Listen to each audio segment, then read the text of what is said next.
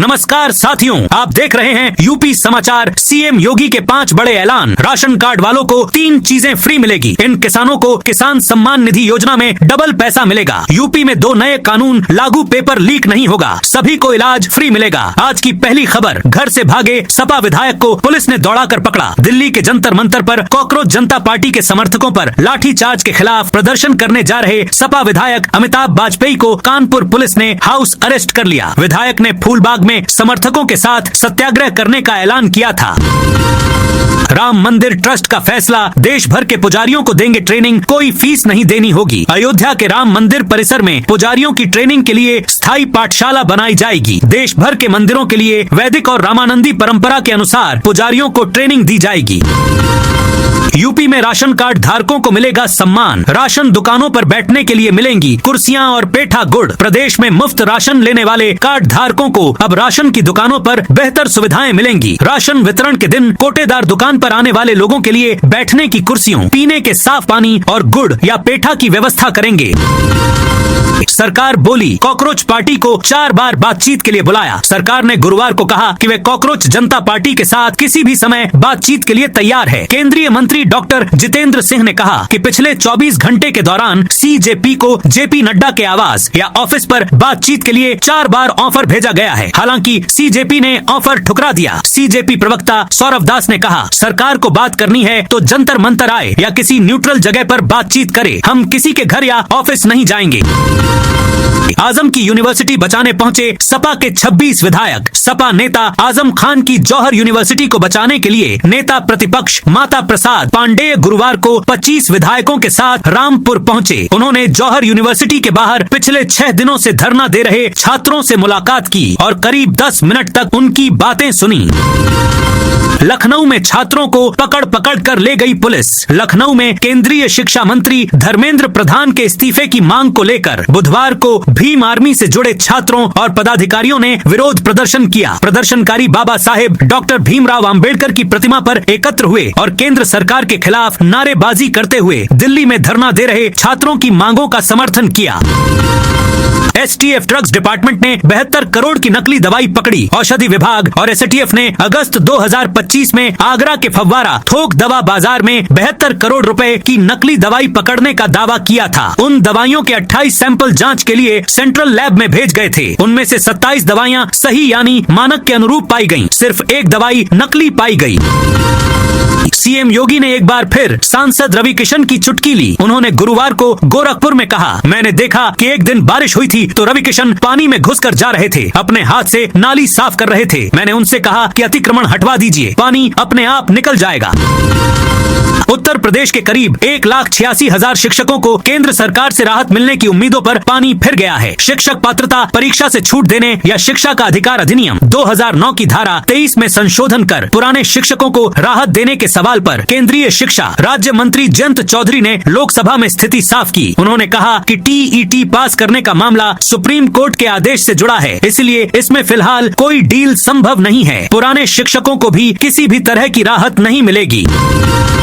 लखनऊ में पूर्व सपा विधायक के कॉम्प्लेक्स पर चला बुलडोजर। लखनऊ के जियामऊ में प्रस्तावित भाजपा प्रदेश मुख्यालय के पास गुरुवार को एलडीए ने पूर्व सपा विधायक रामपाल के अवैध कॉम्प्लेक्स पर दोबारा बुलडोजर चलाया। करीब 3000 वर्ग मीटर नजूल भूमि पर बने निर्माण को गिराने के लिए कई जेसीबी मशीनें लगाई गयी। कार्रवाई के दौरान किसी तरह की गड़बड़ी न हो, इसके लिए मौके पर बड़ी संख्या में पुलिस बल तैनात रहा।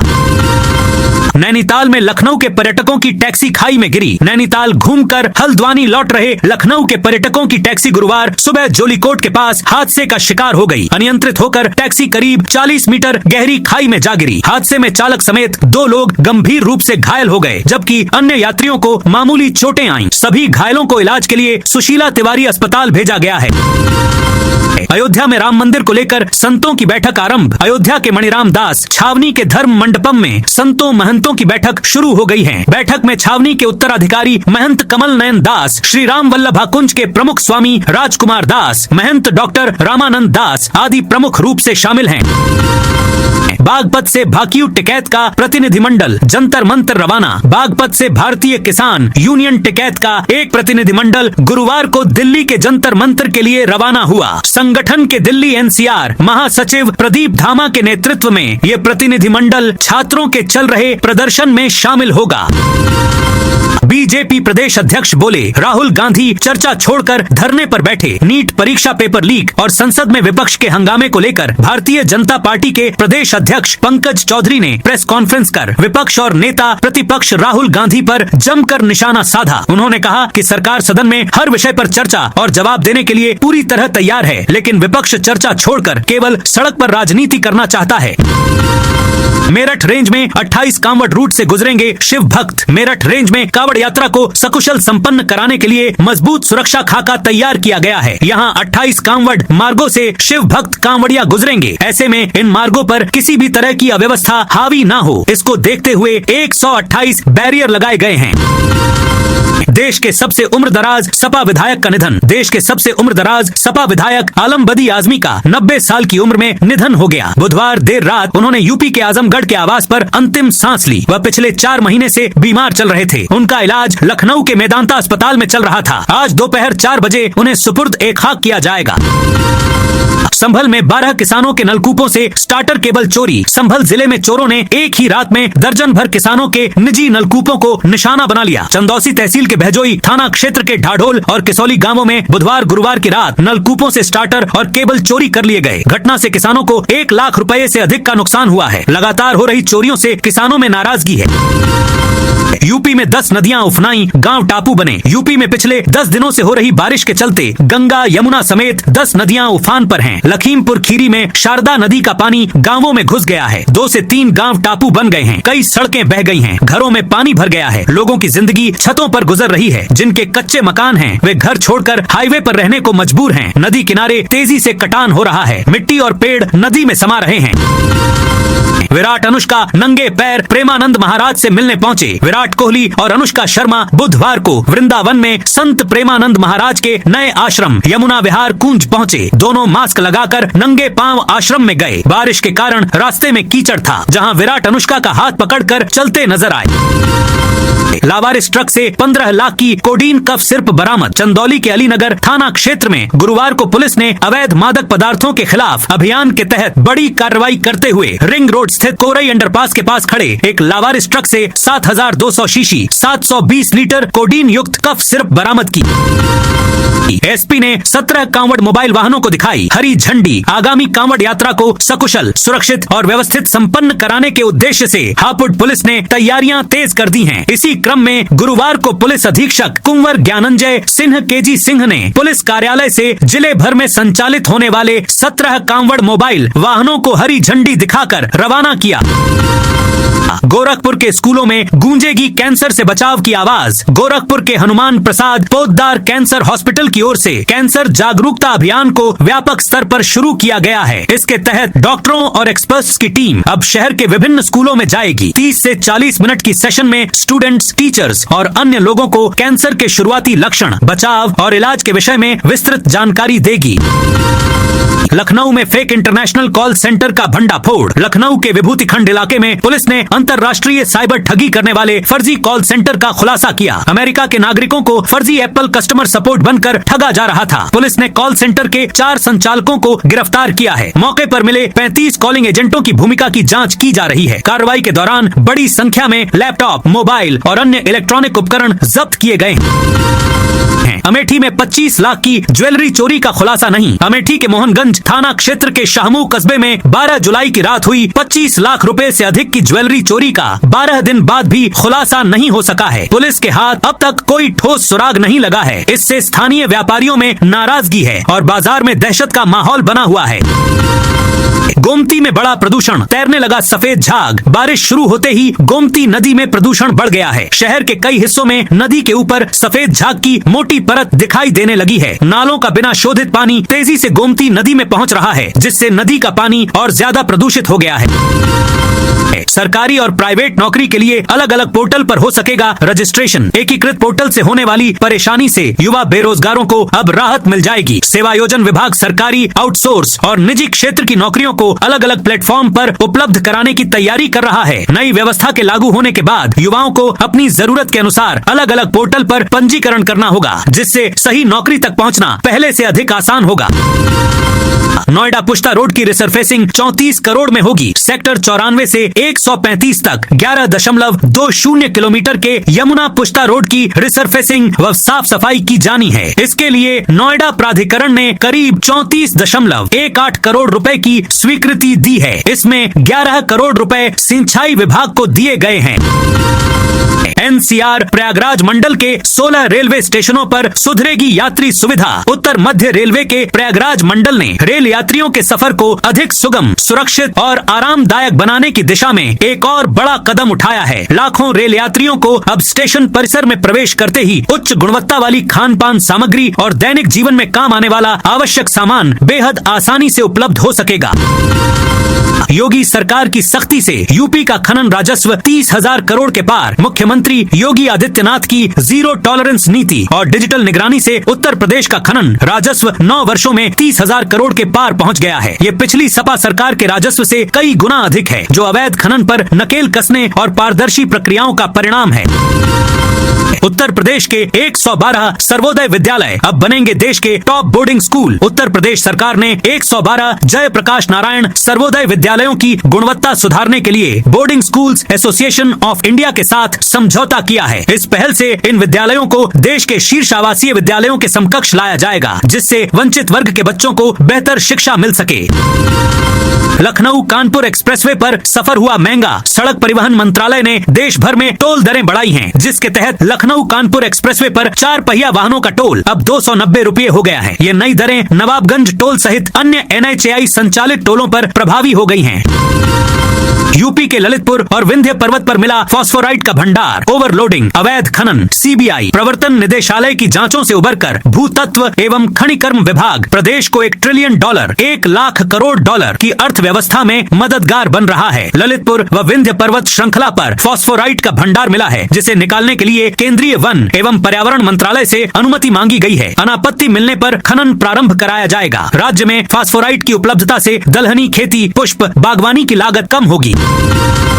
यूपी में जेल अधिकारी सीखेंगे फोरेंसिक जांच की तकनीक। राज्य फोरेंसिक विज्ञान संस्थान के विशेषज्ञ अब उत्तर प्रदेश के कारागारों के अधिकारियों, वार्डन और कर्मचारियों को साइबर हमलों से बचाव, फोरेंसिक जांच और डेटा सुरक्षित रखने के गुर सिखाएंगे। कार्यशाला होंगी। मौका वारदात पर व्यवहारिक प्रशिक्षण दिया जाएगा। इसके लिए बुधवार को समझौता ज्ञापन पर दोनों संस्था के प्रमुखों ने हस्ताक्षर किए।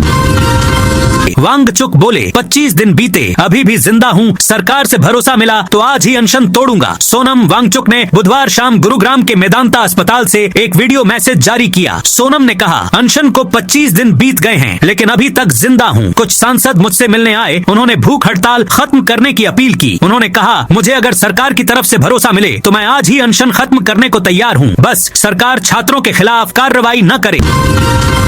गंदा पानी अब उपयोगी संसाधन में होगा तब्दील। मुख्य सचिव SP गोयल ने सभी 17 नगर निगमों को अपशिष्ट जल को उपयोगी संसाधन में परिवर्तित करने की कार्य योजना बनाने और राज्य के अन्य सभी विभागों को उपविधियों में संशोधन कर उपचारित जल के पुनः उपयोग के प्रावधान शामिल करने का निर्देश दिया है।